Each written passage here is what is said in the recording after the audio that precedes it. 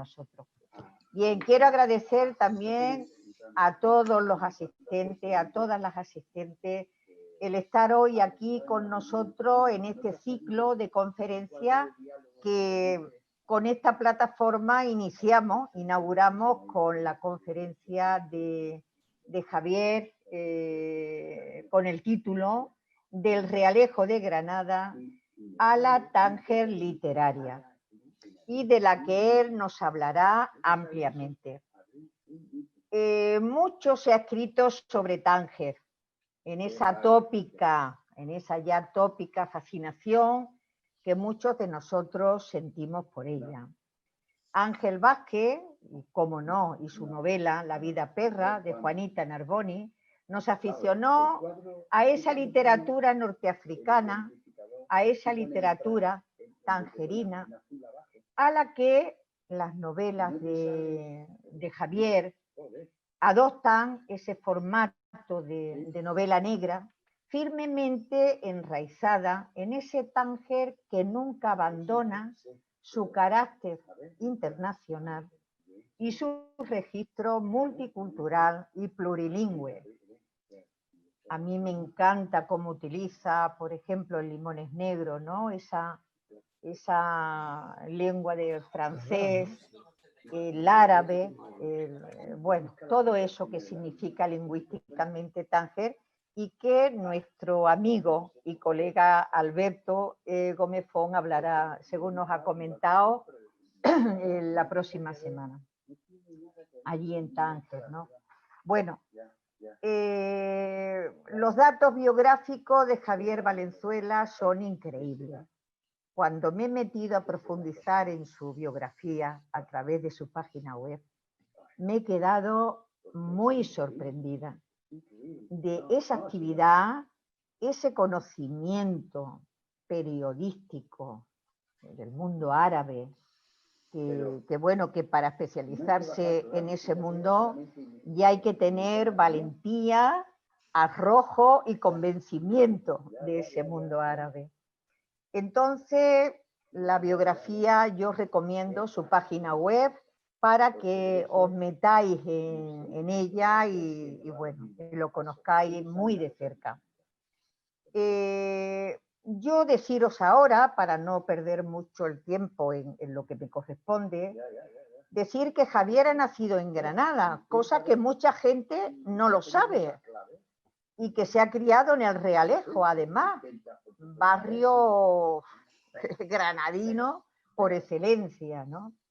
Él es licenciado en Ciencias Económicas por la Universidad de Valencia, ha publicado 12 libros en solitario, 3 novelas negras, Pólvora, Tabaco y Cuero, Limones Negros y Tangerina, y otras crónicas periodísticas con títulos diversos como De Tánger al Nilo, Crónicas Kinky, Viajando con ZP, etc. Hijo de periodista, comenzó a escribir Javier a mediados de los años 70 en la revista literaria Ajo Blanco, que para los que somos de la época nos trae muy gratísimos recuerdos de aquella revista, editada en Barcelona. Formó parte también del equipo fundacional del Diario de Valencia. En el 82 fue corresponsal del País en Líbano, Marruecos, Francia y Estados Unidos. Como enviado especial ha cubierto informativo en una diversidad de países como Irán, Irak, Israel, Bosnia, Egipto, Turquía, Argelia, Cuba, China, etcétera, etcétera. Ha entrevistado a políticos, que esto también llama la atención, a políticos de la categoría de Nelson Mandela, de George Bush, de François Mitterrand, de Hosni Mubarak, de Felipe González, José María Aznar. También a escritores de una categoría increíble como Margarit Dirá, Orhan Pamuk, Jules Le Carré, nuestro Muhammad Shukri, Amin Maalouf, Fátima Mernissi, Arturo Pérez Reverte, Juan Goytisolo, y ha recibido numerosos premios tanto en el ámbito del periodismo como de la literatura y por su labor intercultural. Quiero recordar aquí su relato corto premiado, Hitler en Tánger.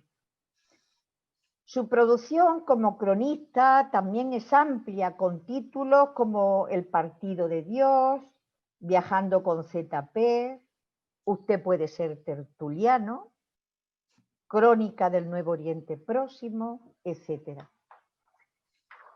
Luego, hablar a partir de 2015 de sus 3 novelas negras escritas hasta el momento, que es Limones Negros, que hemos comentado, Tangerina, y la que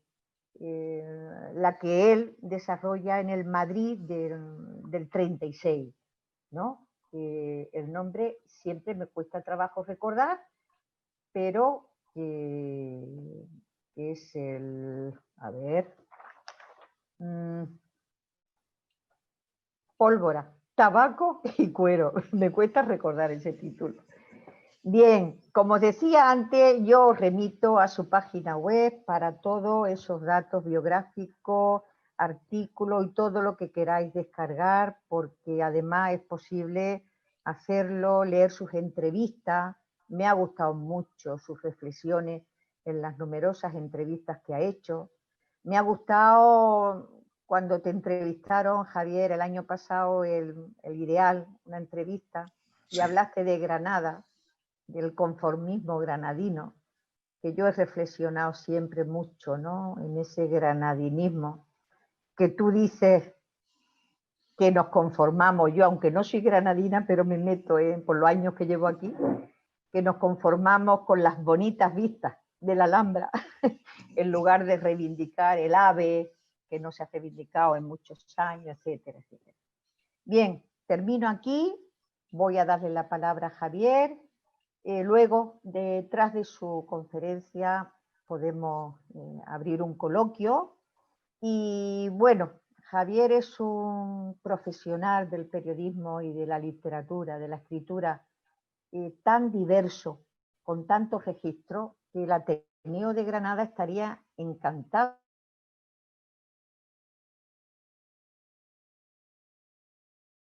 antes de conocer para nosotros, para Granada, y mientras estemos en esta plataforma para muchos que vienen de fuera, que están en otros lugares. Y sin más dilación, Javier, te dejo la palabra. Un abrazo muy grande, cuídate mucho y muchísimas gracias desde Granada. Muchísimas gracias a vosotros, Maribel, presidente. Dices que no tuve dudas en participar en este acto, y es que vuestro nombre tiene dos cosas que para mí son irresistibles. Ateneo, es decir, espacio donde se debate libre e inteligentemente, y Granada, la ciudad donde nací y donde me crié. Aunque mucha gente no lo sepa, hablaré de eso. Sí, soy periodista, he tenido la fortuna de que he podido vivir de la escritura periodística, básicamente, desde hace más de 40 años. Y cuando llegué a los 60 y ya tenía como 30 y tantos años de carrera periodística, decidí que también iba a empezar a escribir ficción, iba a escribir novela. Y de modo muy natural, Maribel, decidí que iba a construir a tejer mis primeros relatos de ficción en el ovillo de las 1001 historias de Tánger. Podría haberlo hecho en 2 ciudades árabes que también que me han dado mucha intensidad vital, que son Beirut y El Cairo. Pero Tánger tenía la ventaja extraordinaria de que podía situar ahí personajes y tramas españolas con mucha credibilidad, ¿no? Pero para llegar a este punto tengo que empezar desde el principio y contaros una historia. Soy contador de historia y es mi historia. Sí, nací en Granada, en el barrio del Realejo, y mis primeros pasos los di por la Plaza de Santo Domingo, el Campo del Príncipe, la Cuesta del Realejo. Sí, subía con mucha frecuencia. Era una época en que no había turismo de masas, no había turismo de masas en Granada ni en ninguna otra parte de España y probablemente del mundo, y nuestras madres nos enviaban con toda naturalidad a jugar a los jardines y bosques nazaríes. A mí me fascinaban aquellos jardines y bosques, me fascinaban, y me preguntaba quién los sabía, quién era la gente que había hecho esas maravillas, ¿no? En aquella Granada, estoy hablando de finales de los años 50 y comienzo de los años 60, mi otro escenario de juegos era el diario, el periódico donde trabajaba mi padre. Mi padre y mi padrino eran periodistas y trabajaban en un diario de Granada que se llamaba el diario Patria, que era de la entonces prensa del movimiento. Iba a jugar allí también en la redacción y en las rotativas del diario de la calle Oficios. Sito en la calle Oficios frente a nuestra catedral. Así que del modo más natural del mundo me impregné allí del periodismo. Yo creo que esta combinación de la Alhambra, la lectura de los cuentos de la Alhambra de Washington Irving, que me regaló mi padrino cuando yo tendría 6 o 7 años, que tenía una edición infantil con unos dibujos maravillosos. Yo creo que los paseos, los juegos en la Alhambra, los cuentos de la Alhambra de Washington Irving y la playa, el periodismo en la calle Oficios, el ejercicio del periodismo en la calle Oficios, me decidieron ya desde muy niño a que yo tenía que montármelo para viajar periodísticamente, o sea, que me pagaran por viajar y que me pagaran por contarlo. Ese era mi sueño infantil, viajar y que además me lo pagaran y luego contar mis viajes y que me los pagaran. Tenía un fundamento que era otra lectura, la de Miguel Strogoff, de Julio Verne, donde hay 2 periodistas, uno francés y otro inglés, que siguen al correo del zar a través de sus aventuras por las estepas siberianas. Entonces yo en aquella lectura infantil, en el barrio del Realejo de Miguel Strogoff, dije, caray, este oficio del periodismo no es solo esto tan burocrático que hacen mi pobre padre y mi pobre padrino en la Granada franquista de los años 50, sino también te puede llevar a visitar, a viajar por el mundo, a moverte por el mundo, ¿no?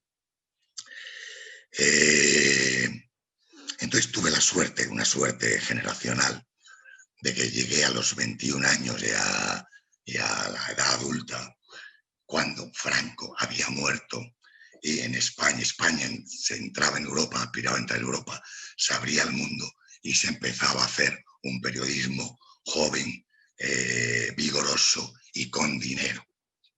Así que tras debutar en Ajo Blanco y en Diario de Valencia, me las apañé para entrar en la redacción del País en Madrid en el año 1982.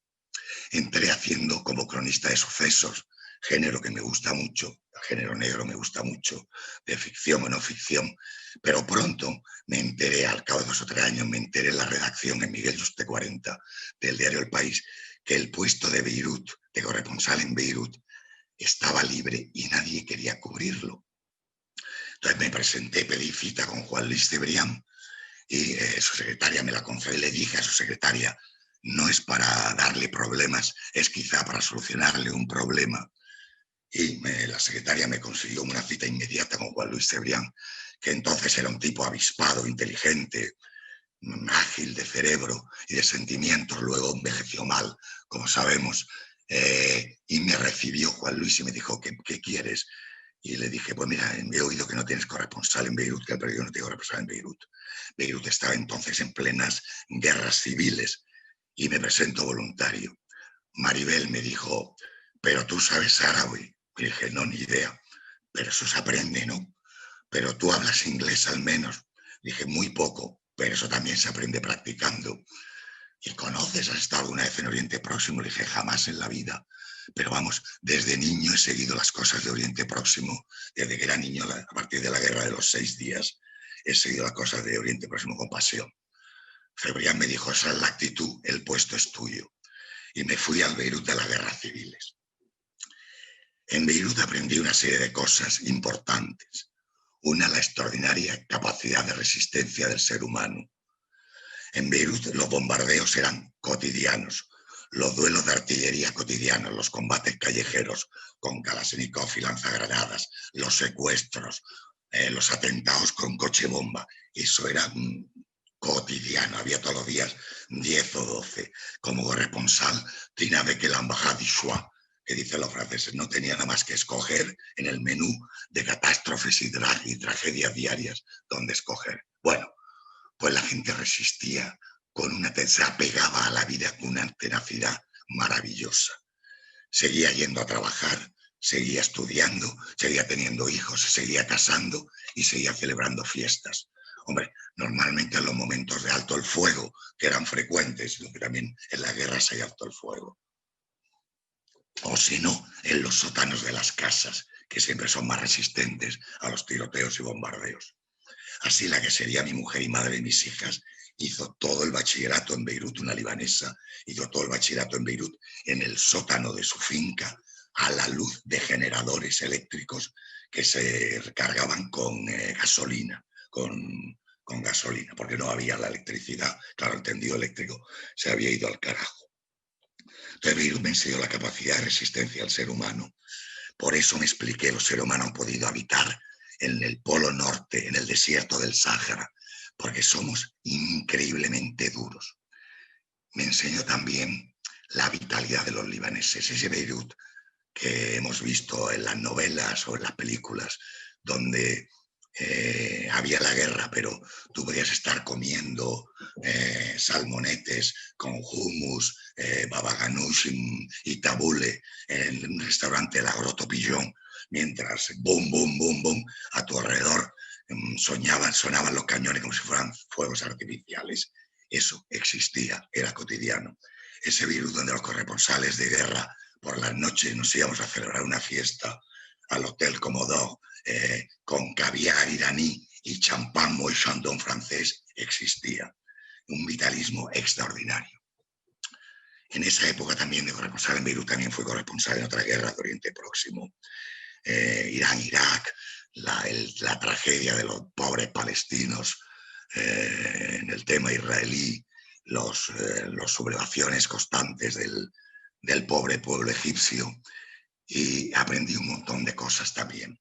Una de ellas, básicamente, es que todos los seres humanos, bueno, primero que los conflictos, las guerras, permiten al ser humano desarrollar lo mejor y lo peor, el heroísmo y la cobardía, la tragedia, la guerra o ahora la pandemia, pone al ser humano en sus momentos más intensos, ¿no? Para lo bueno y para lo malo.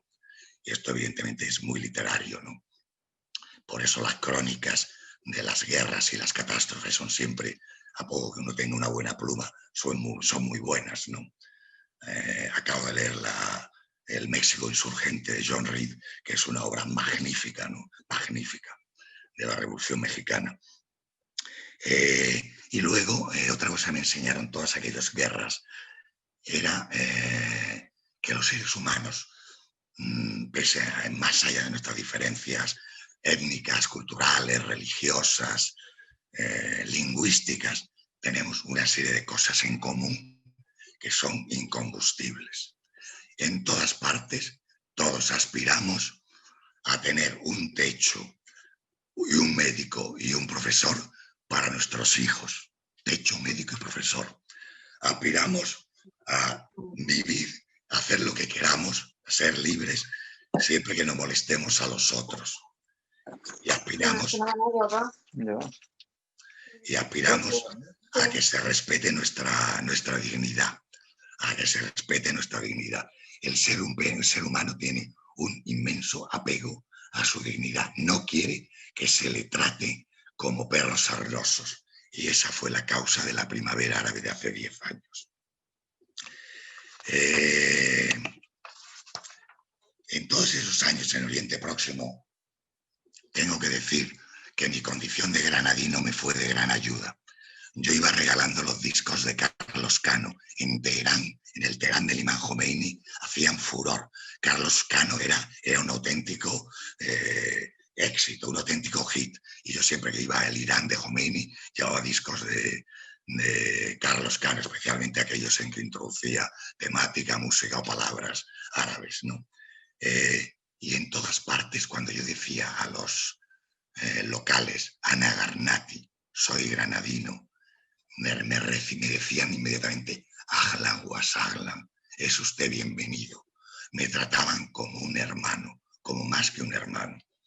Recuerdo mis conversaciones en el American Colony de los palestinos de Jerusalén Oriental, con la gente de allí, con la gente de la OLP, hablándoles, contándoles lo que era la Alhambra, porque ellos sabían lo que era, tenían una imagen mítica de la Alhambra, pero yo les contaba con detalle lo que era la Alhambra. Por cierto, al lado había un cine y un teatro que se llamaba así, Alhambra, al lado del American Colony de Jerusalén, en la Jerusalén árabe ocupada en el 77.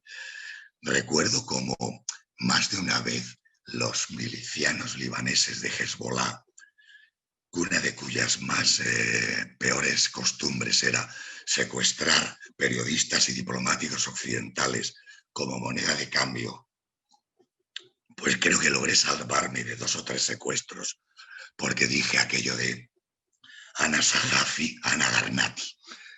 Ana Garnati. Y entonces, Maribel, los políticos míos, estoy hablando de milicianos bastante descerebrados y poco alfabetizados de Hezbollah, se creían que era musulmán, me decían, enta muslim.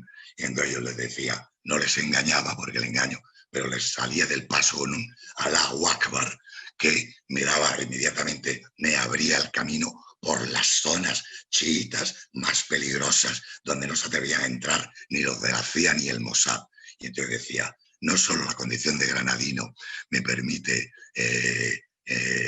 visitar estos lugares, sino además no ser secuestrado, ¿no? Tengo que decir aquí que en muchos de estos lugares, en Gaza, en Teherán, en el Cairo, en Beirut, en Argel, he discutido con islamistas, educadamente, con islamistas, o sea, con gente que ha hecho política a partir de la religión musulmana, que hace política, y hasta con yihadistas, con gente perteneciente a grupos ilegales como los de Al-Zawahiri, del que surgiría luego Al-Qaeda, ¿no? He tenido discusiones educadas con ellos, ¿no?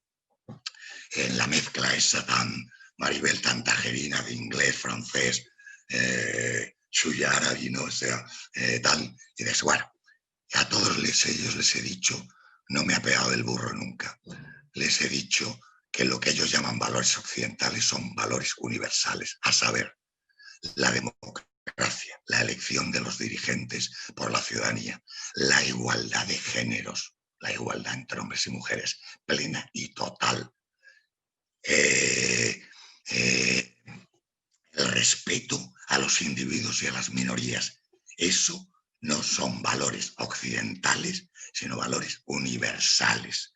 Y a todos ellos les he afeado siempre su actitud. Recuerdo una discusión que tuve en una radio cairota en la que les decía a unos tipos de los hermanos musulmanes de Egipto, les decía, ¿y ustedes para qué creen que Dios, el Dios en el que ustedes creen, el Dios del Corán, ha concedido al ser humano la capacidad de razonar? Para que lo usemos, Javibis. Así que no se queden ustedes estancados en la Arabia del siglo V o VI o VII, sino usen su capacidad de razonar para entender que el mundo del siglo XX-XXI no es la Arabia del profeta Muhammad.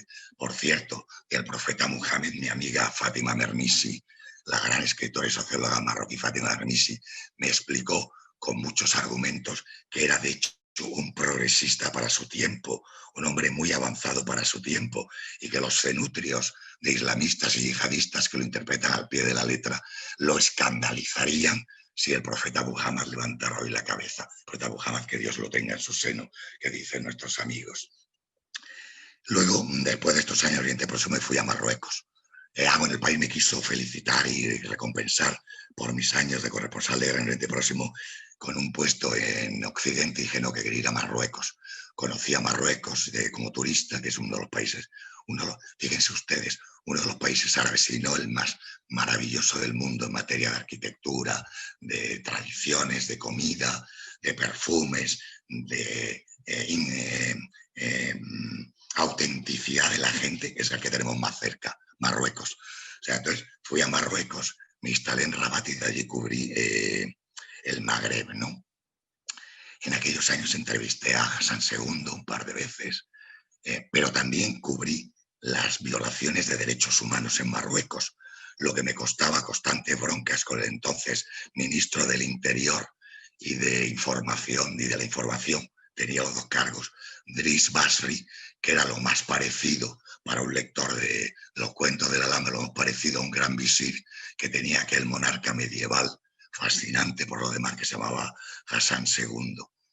En Marruecos aprendí un montón de cosas. En Marruecos aprendí un montón de cosas que nosotros tuvimos y ya estábamos perdiendo a partir del último tramo del siglo XX, cuando España decidió, como todo el resto de Occidente, una vez ganada la Guerra Fría, rendirse al capitalismo salvaje y al culto al dinero. En Marruecos admiré que la hospitalidad seguía viva, plena, sincera, total.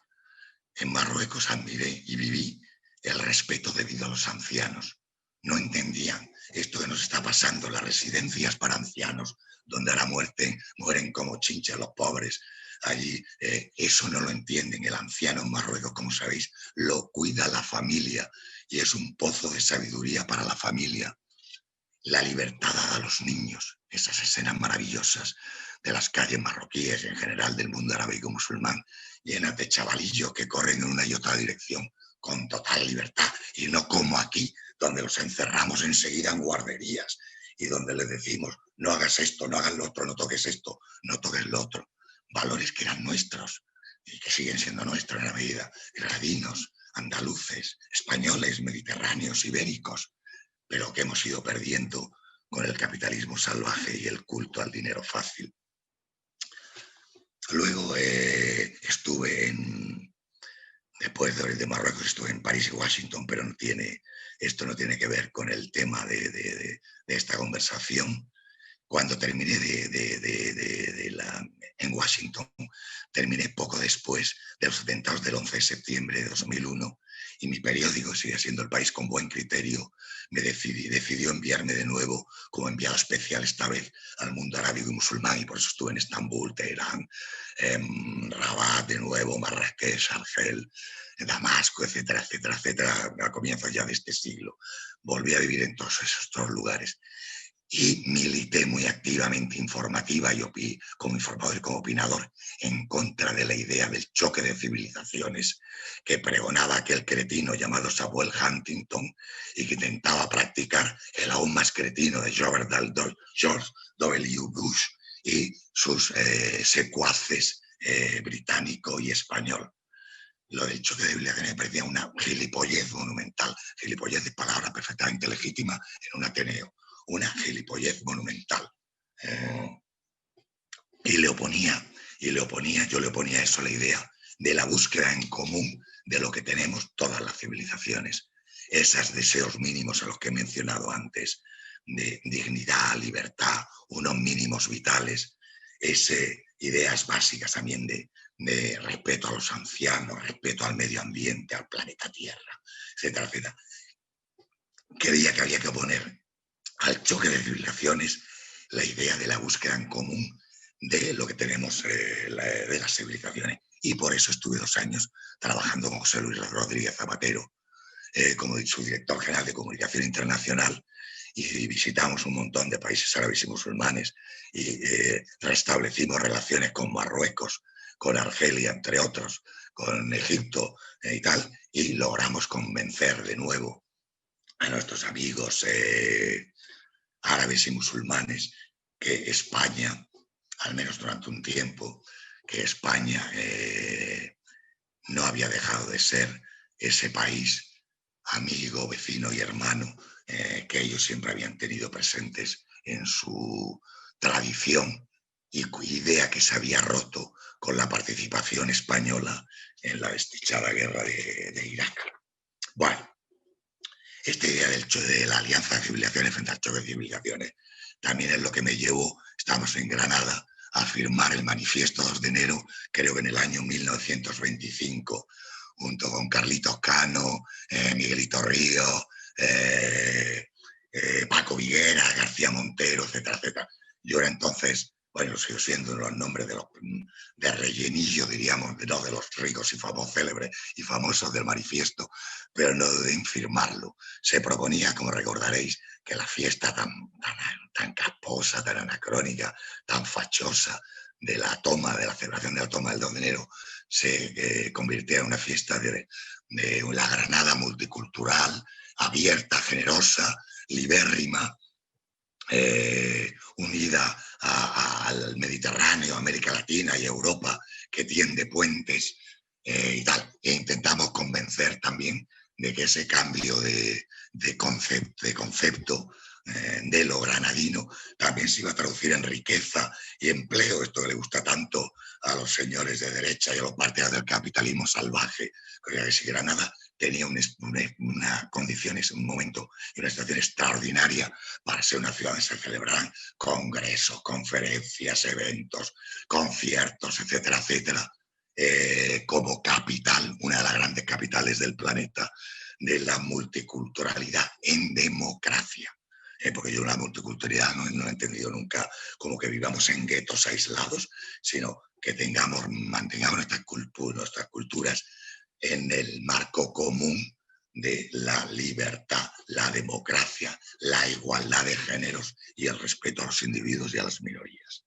Bueno, total, esa fue mi carrera periodística, pero hace 5 o 6 años, como decía Maribel, me dije, bueno, ya ahora voy a escribir ficción.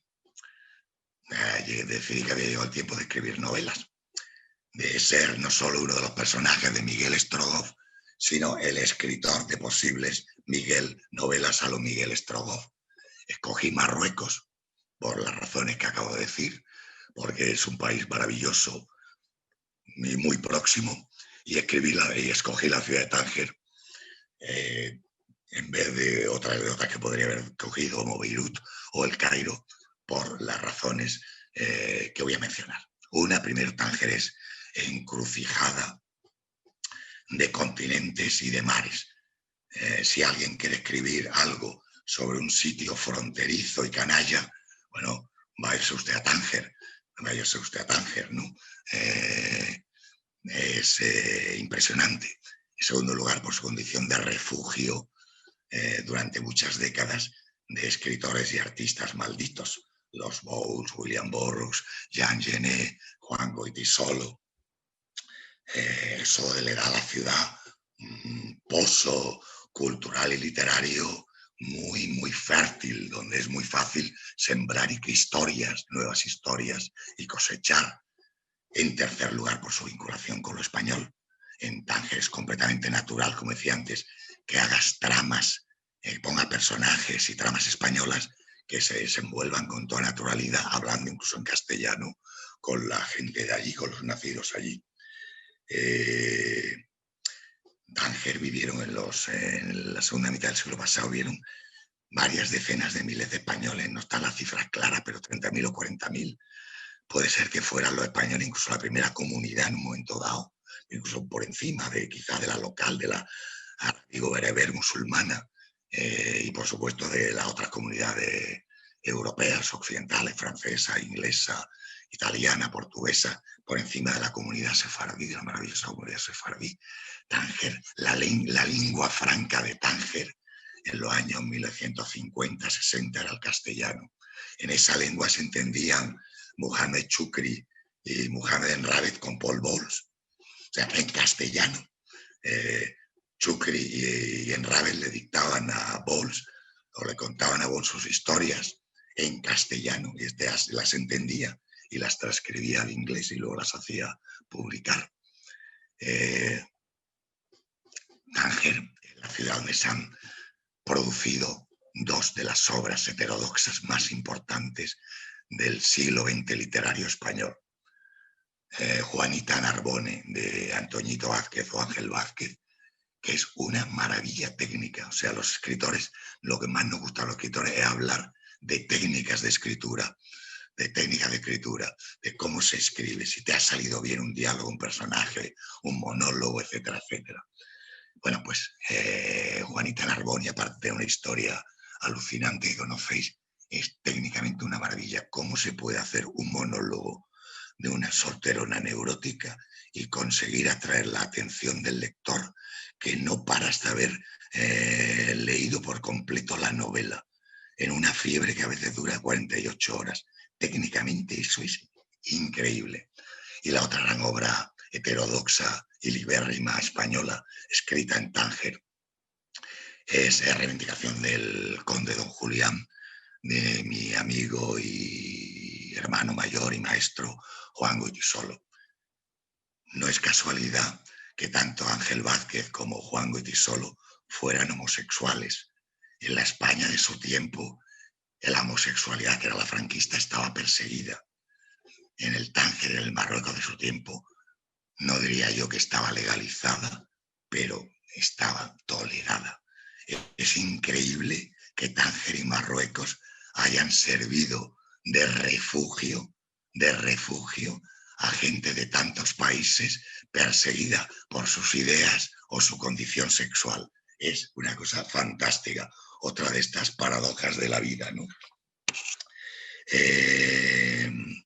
Bueno, y voy terminando. Eso fue hace 5 o 6 años.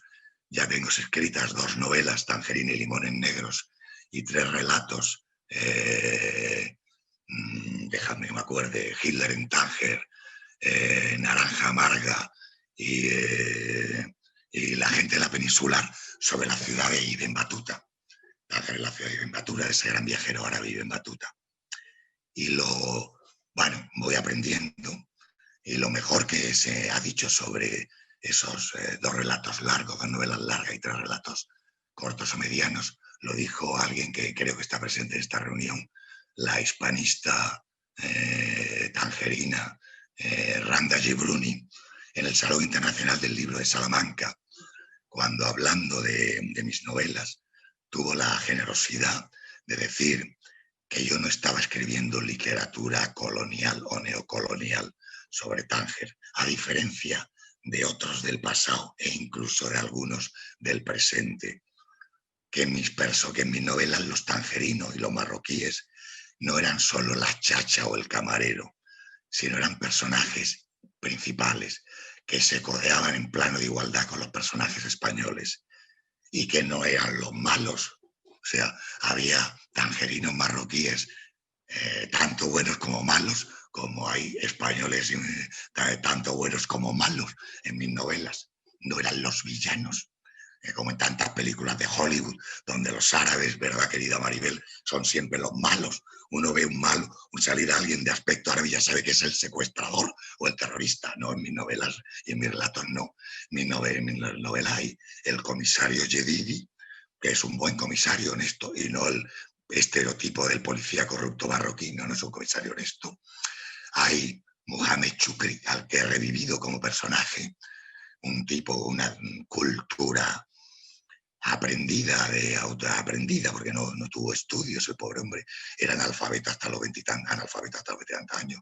Cultura de autodidacta extraordinaria y de una dignidad espectacular, incluso borracho, era digno.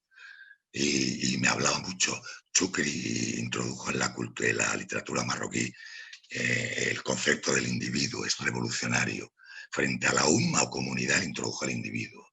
Esto es fantástico. Chukri es una persona de mi novela. Messi, que es un buscavidas que va haciendo carrera y que es un personaje muy positivo, muy simpático. Y la novia del profesor Sepúlveda, que es el personaje de mis 2 novelas. La novia del profesor Sepúlveda, profesor del Instituto Cervantes de Tánger, es una farmacéutica tangerina que habla castellano y que estudió farmacia en Granada. Vamos cerrando el ciclo del Realejo a la Granada literaria. En Tánger, la gran mayoría de los farmacéuticos y muchos otros profesionales estudiaron en la Universidad de Granada. En Tánger, sus padres, ya no tanto, pero sus padres y abuelos, te hablan de que iban a tomar las aguas a Lanjarón. Tánger es clave, Granada es clave en Tánger. Y mi Leila, la farmacéutica de Tánger, con la que tiene una relación el profesor Sepúlveda, es una gran entusiasta de las canciones del Lebrijano con la Orquesta Andalusí de Tánger, y en particular de esa que dice, llamada Dame la libertad, que dice: dame la libertad de los pájaros, de las marismas, vagadores de las sendas nunca vistas. Coño, qué bonito. De los pájaros de la marisma, vagadores de las sendas nunca vistas. Pues mi Leila estudió en Granada y allí se enamoró de esta canción. Así que sí, mucha gente en Granada no sabe que soy granadino, porque no tengo acento, porque el único granadinismo que practico, lo has adivinado, Maribel, es criticar a mis conciudadanos por ser tan poco rebeldes, por ser tan conformistas, por no dar un puñetazo en la mesa ante Sevilla y ante Madrid, por no defender lo nuestro, por conformarse con mirarla desde San Nicolás, mirar el alambre, decir qué maravilloso atardecer tan bonito, y cuánto le gustaba esto a Bill Clinton, que le gustaba, por cierto. Oiga, hay que dar puñetazos en la mesa, y yo soy un tipo que en esa materia defiendo y practico la rebeldía, y eso no me gusta de muchos, de general del granadinismo oficial. Mucha gente no sabe que soy granadino, tampoco sabe que desde siempre, desde niño y hasta ahora, voy a pasar muchas temporadas a una casa que tengo familiar en la Alpujarra. Incluso cuando vivía en Washington y en París, voy a la Alpujarra, Navidades, Semana Santa y verano, como mínimo. Así que permitidme, Maribel, queridos amigos del Ateneo, que me considere un granadino errante, como aquel personaje histórico que existió en realidad, del que mi amigo Amin Maalouf hizo un personaje literario, Al-Hassam ibn Muhammad al-Wassam, llamado también León el Africano. Con ese granadino errante, mi amigo Al-Hassam, comparto dos ideas. Una, la de la errancia. Permitidme que lea: soy hijo del camino, caravana es mi patria y mi vida la más inesperada travesía. Y también comparto con León el Africano, con el Garnati León el Africano, esta idea: mi sabiduría ha vivido en Roma, mi pasión en el Cairo, mi angustia en Fez, y en Granada vive aún mi inocencia. Sí, amigos y amigas, Ateneo de Granada, mi inocencia sigue viviendo en Granada. Muchas gracias.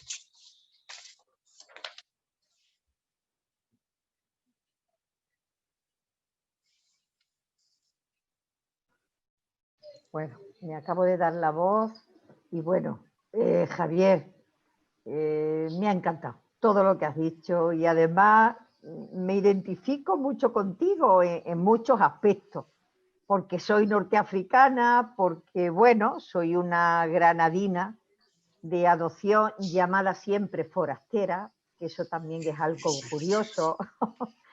Y bueno, por muchas razones que el Ateneo también ha llevado a un ciclo que tenemos, que Jesús Ambert ha llevado, que se llamaba antes Las Trincheras, donde nos reuníamos para hablar de cosas granadinas, ¿no? Y a medida que terminaba, yo te he relacionado con León el Africano, por eso no eres tan conocido en Granada, porque eres el otro granadino, que el granadino de pro no quiere admitir que llevamos dentro, ¿sabes? O sea que yo te felicito porque llevas las dos partes de Granada. Bueno, te felicito por todo lo que nos has dicho, y bueno, se queda grabada tu conferencia, la colgamos en el Ateneo para que se divulgue y todo el mundo pueda tener acceso. Ahora vamos a... Llamadme cuando queráis. O sea, yo todo por Granada, o sea, todo por Granada. Por una Granada como la vuestra, abierta, donde corra el aire, donde la libertad sea respetada y pregonada, de cultura. Qué ciudad de cultura, Granada, Dios mío. Espectacular, ¿no? Espectacular, espectacular. Me duele muchas veces que Málaga le haya comido, Maribel, la tostada en materia de la capitalidad cultural a nuestra Granada. Que Málaga haya conseguido llevar museos, tal, personajes, tal. Y se ha de hecho la capital cultural de Granada, de Andalucía, en el siglo XXI en vez de nuestra Granada. En fin. Tenemos que seguir en línea. Tenemos además nuestro Miguel Ríos, que me encanta verlo ahí. Claro. Le voy a quitar la voz para que nos diga algo. Miguel, espérate. Espérate que te dé la voz si puedo. Ay, por Dios. A ver, ahora Miguel, dinos algo. El problema que tenía es que yo no tenía, me la había quitado yo la voz, no me la habías quitado tú. No, yo te la quería dar y no podía. Venga. Yo tampoco sabía dónde estaba el botoncito. Bueno, qué conferencia más increíble, Javier. Muchísimas gracias. Es un honor, tío, estar aquí y veros a todos. Bueno, ahí veo a mi amigo Cristinito, tío, ¿qué pasa, chaval? La verdad que es un lujo veros y además yo voy a debutar aquí dentro de poco también en esta plaza. Sabemos. Sí, lo sabemos. Bueno, hay que decir que Miguel es ateneísta también. Hombre, es ateneísta también, con Luis García Montero, Álvaro Salvador, bueno, con un montón de la primera jornada. La primera jornada, socios fundadores. También le echamos la invitación a... Ya la han quitado. Va a ser fundador. Por aquí, a ver si lo capto. Yo creo que es una de la nueva hora de los fundadores. Ya. No, bueno. La verdad que ha sido un placer de verdad escucharte, Javier, y sobre todo hablar de esa ciudad que todos tenemos de Tánger, ¿no? Bueno, de todo tu periplo en el Líbano. ¿Coincidiste con Maruja Torres en Líbano? Sí. Maruja, ¿no? Yo le organicé yo era corresponsal permanente y le organicé a Maruja su primer viaje a Beirut, que ella tenía muchas ganas de ir a Beirut y yo sabía que le iba a encantar y que lo iba a contar muy bien. Y la recibí en Beirut con una fiesta de corresponsales extranjeros en el Hotel Comodor, donde hubo de todo, pues como contaba Me acuerdo de tus crónicas y de luego ella tiene un recuerdo absolutamente imborrable del Líbano. Y ahora estos días que, bueno, han pasado tantas desgracias en Líbano que la caída la del pulpo una detrás de otra, ¿no? Pobrecito. Estábamos y verdaderamente es que es increíble. Pobrecito. Desastre, ¿no? Pobrecito. ¿Tú te acuerdas, Miguel, Miguel, tú te acuerdas de lo del manifiesto 2 de enero que evocado y tú también firmaste, que el alcalde derechista de la época dijo: el que quiera ponerse el turbante se vaya a la cabalgata de Reyes? Y Carlitos Cano le contestó muy gracioso con aquella canción que dice: yo tan campante en mi elefante, con mi chilaba y mi turbante. ¿Te acuerdas, Miguelito? Me acuerdo perfectamente. Qué mala folla aquel.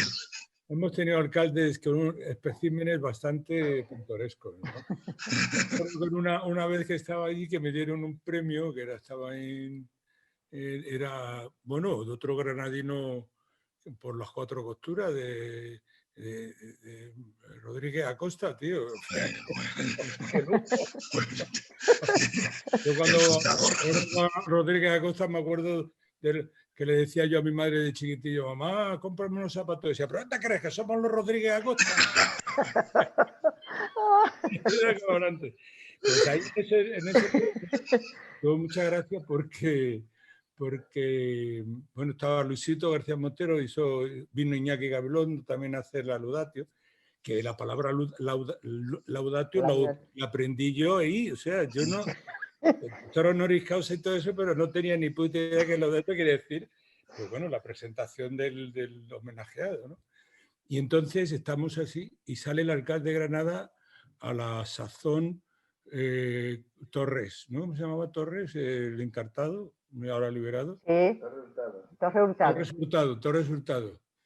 Entonces hizo un truco cojonudo, que es muy granadino, que es que dijo: me cacho en los mangas, me he dejado las gafas en mi casa y no puedo leer lo que he traído. Después de hablar Iñaki Gabilondo, claro, el tío se le había puesto el culito realmente, se le había estricto, comprende, capisci, estricto. Le llegó el tío y dijo, y es una frase que siempre nos decimos, Luis y yo muchas veces que nos encontramos, decimos, hay muchas gracias, Miguel, para que sigas teniendo salud, para seguir entreteniéndonos. Y nos quedamos...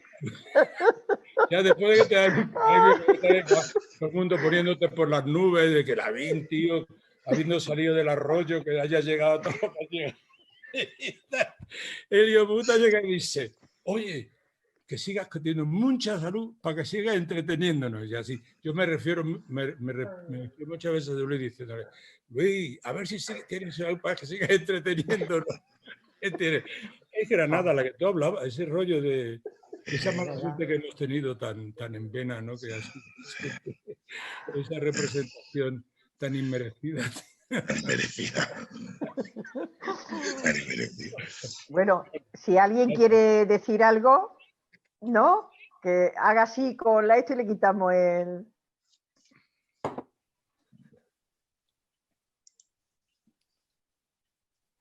¿No vais a preguntar nada? Aquí como no comprometas tú, no te dan ni la... Tienes que, bueno, no sé, mira, teniendo a Javier Valenzuela, teniendo a Miguel aquí, tan granadinos los dos... Cristinito ya no habla. Sí. Cristino ya no habla, ¿qué pasa? Espérate, que le quito. ¿Tú no hablas o qué? Le voy a quitar el micro. Miedo siempre me da. Te ha pasado lo mismo, Cristino, tío. Ya como no hablas, ¿no? Que no puedo. Sí, no, cancelar. A ver, Jesús. Me quito. Venga, quítate tú.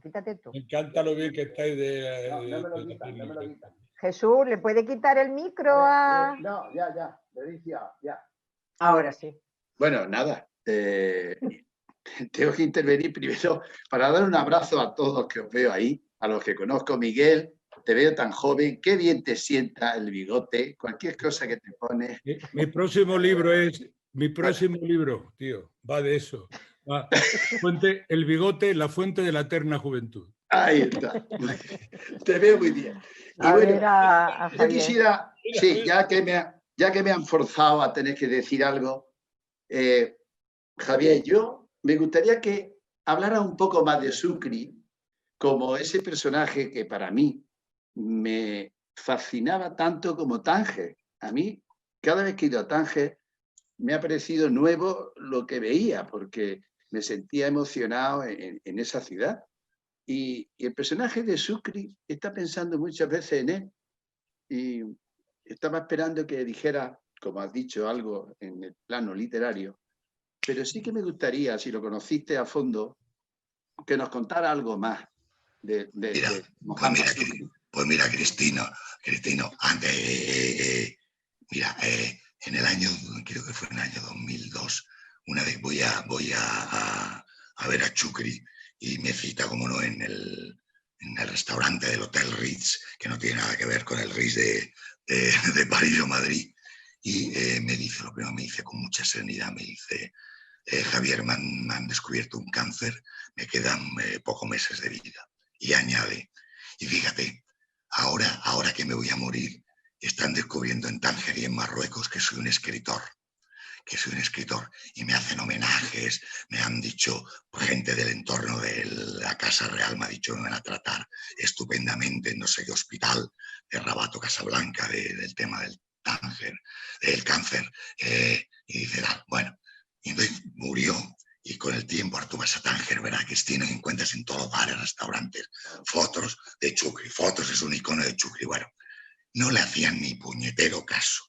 La élite intelectual, económica, institucional de Tánger, tanto española como local, me preguntaba con frecuencia, oye, Javier, ¿y cómo que eres tu amigo de ese borracho y ese putero? Así directamente, Cristino. ¿Cómo que eres amigo? Yo decía, es un gran tipo y un gran escritor. Pero no entendían en absoluto que yo lo frecuentaran. Y cuando convencí al diario El País para que sacara en Babel y a todo trapo, el suplemento literario del País, una gran entrevista que le hice a Sucre, la gente de Tánger, digo, marroquíes, españoles, franceses, decían, ¿y le vais a dedicar en El País una entrevista, una gran entrevista a este tipo. Pues mira, tenéis aquí el escritor que ha introducido la individualidad, el individuo, el yo individual en la literatura marroquí y magrebí, y por lo tanto un revolucionario, y no os habéis enterado. Bueno, ahora le ponen en todos los cafés y restaurantes, es como esos bares y tabernas de Madrid que dicen Hemingway estuvo aquí, ¿te acuerdas? Hemingway estuvo aquí. Me imagino que Granada pasa lo mismo con Lorca, ¿no? Lorca estuvo aquí, ¿no? Lorca venía, bueno, ahora en todos los sitios de Tánger se dice que Chupi estuvo allí. Mira, era un tío cariñosísimo, cariñosísimo, cariñosísimo. Bebedor a tope. Empezaba, cuando tú lo veías a las 12 o 1 de la mañana, ya llevaba bebidas, la intemerata, media bodega, tal, Rivas. Pero nunca se derrumbaba. O sea, siempre llegaba a su casa y abría por la noche, así con esta caminar de tal, manteniéndose tieso, pero así como balbuceante, y abría la puerta de su casa con su llave, ¿no? Bueno. Muy susceptible. O sea, él entendía que si tú eras amigo suyo y tal, pero desconfiaba de todos aquellos que lo despreciaban y podía coger grandes iras, la gente que lo despreciaba o que lo manipulaba o que lo intentaba usar o que se reía de él. Era muy susceptible. O sea, nada de reírse de él, ¿no? Bueno, como todos los marroquíes son un pueblo susceptible, ¿no? Dicho en el buen sentido de la palabra. Hablaba un castellano estupendo. Había leído más que yo de literatura en español, ¿no? Era hijo de un rifeño maltratador, ¿no? Como sabemos, no tuvo estudios y aprendió a partir de los 20 y tantos años en Larache, a leer y a escribir. Bueno, había leído en español casi todo, pero cosas de estas que me asombraba porque me decía, ¿y a ti qué te parece, Javier, la poesía de Góngora? Y yo le decía a Cristino, pues hace mucho que no leo a Góngora, por no decirle la verdad que no leo a Góngora, que lo leí de niño porque era obligatorio en los maristas de ahí de Granada, pero bueno, te decía, había leído todo. Sí. Grandes del siglo de oro. Sí. Me permite, Javier, por abundar un poco en lo que has dicho, que no era muy reconocido por la clase burguesa de esa ciudad, pero tenemos una anécdota, Maribel y yo, caminando por él, por el Zoco Chico y por la Medina de Tánger, que nosotros siempre que frecuentábamos a Tánger íbamos con Muhammad Sucri, y en alguna ocasión le llamaban la atención las mujeres de la calle, la sirvienta, y nos decía, fíjate, me estás diciendo que ¿dónde puedo comprar su libro? Dice, y no saben leer, nos decía. Y luego sobre esa dignidad tengo otra anécdota que perdonad que Miguel Río me haya dado la palabra, de manera que tengo una otra anécdota en cuanto a la dignidad de Muhammad Sucri. Tenemos también una idea de cómo él, aunque era bebedor, de ahí que no me extrañe que en todos los bares de Tánger le pongan, él se mantenía siempre muy sereno dentro de su cantidad de alcohol que ingería.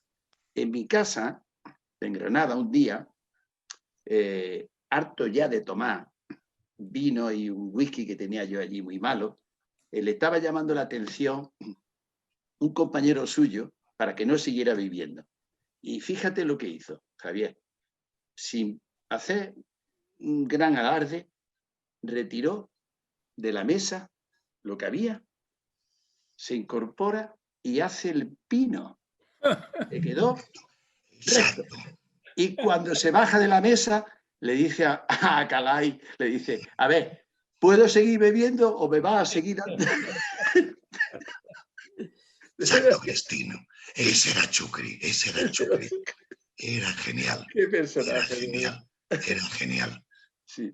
Yo creo que Randa quería hablar. ¿A Randa? Sí, le quitamos. Bueno, me dicen que a las 1:15.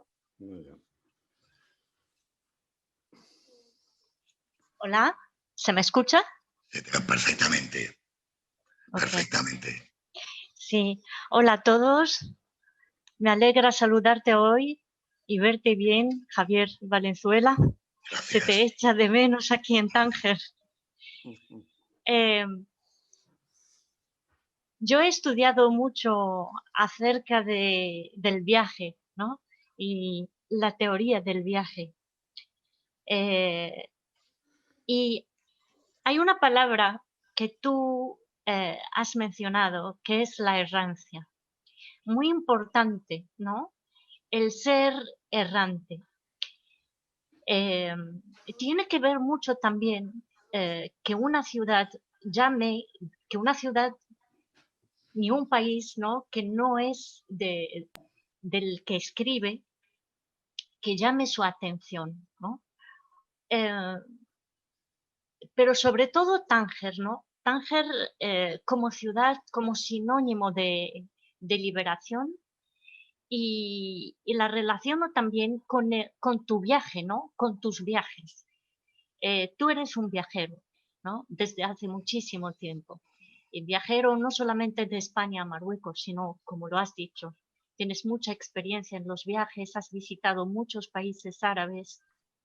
En ti se ve esa pasión por el cambio, ¿no?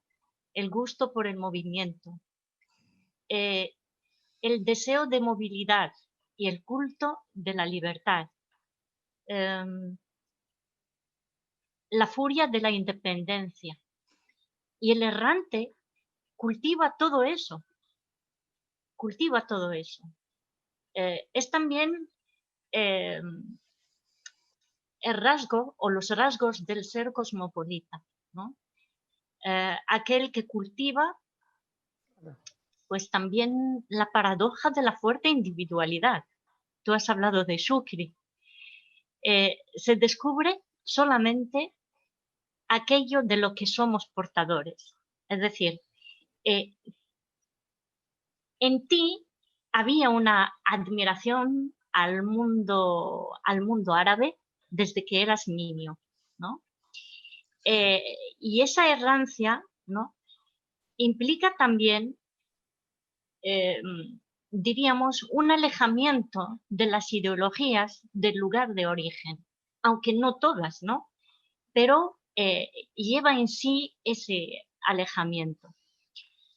Por lo tanto, se transforma en un arte. Pero el viaje también lo haces a través de los libros, Javier. Tu viaje también empieza o ha empezado en una biblioteca, ¿no? Todo comienzo del nomadismo lo hacemos, es decir, todos como lectores comenzamos un nomadismo dentro del sedentarismo de las librerías y de las bibliotecas, de las salas de lectura, etcétera, etcétera. Y tú eres muy observador, ¿no? Y la observación es sinónimo también de soñar despierto, de pensar y de reflexionar, ¿no? Nada más.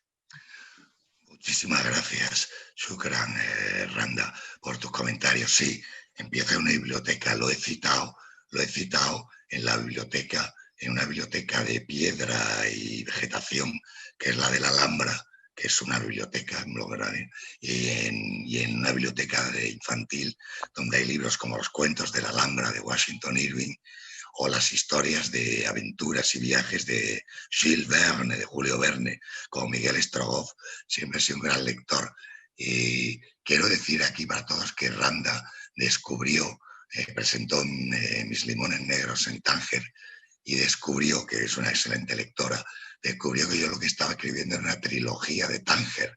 Y entonces en aquel acto, y porque pensaba terminar de escribir novelas sobre Tánger, en aquel acto Randa me descubrió que yo estaba haciendo una trilogía de Tánger. Así que tengo que informarle a Arlanda y a todos vosotros que estoy ya trabajando en esa tercera entrega de la trilogía tangecítrica, tangerina, y que esta vez va a tener aún más protagonismo de mujeres.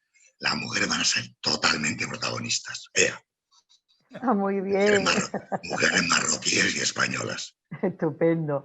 Esperamos ansiosos que llegue ese libro. El verano próximo, yo creo que hasta el verano próximo. Estupendo. Sí. Bueno, como Javier quiere terminar ya, pues nos vamos a decir adiós con muchos abrazos y muchos besos a Javier y a todos los que estáis ahí. Pero antes quiero leeros una cosita que ha puesto Marta, que debe estar por ahí, y que me parece de interés. Muy breve.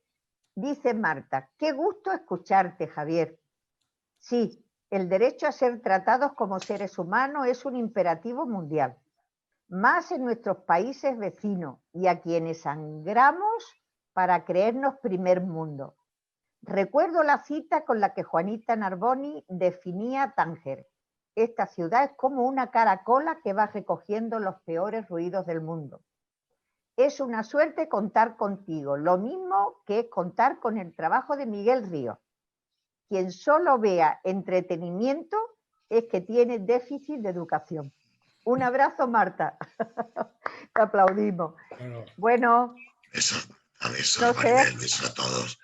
Un abrazo muy grande, cuidaros mucho y mucha suerte para todos. Cristina, hasta la próxima, Javier. Un abrazo. Adiós, Maribel, hasta luego. Adiós. Adiós. Muchas gracias, Javier, muchas gracias. Muchas gracias, de verdad. Abrazos, abrazos.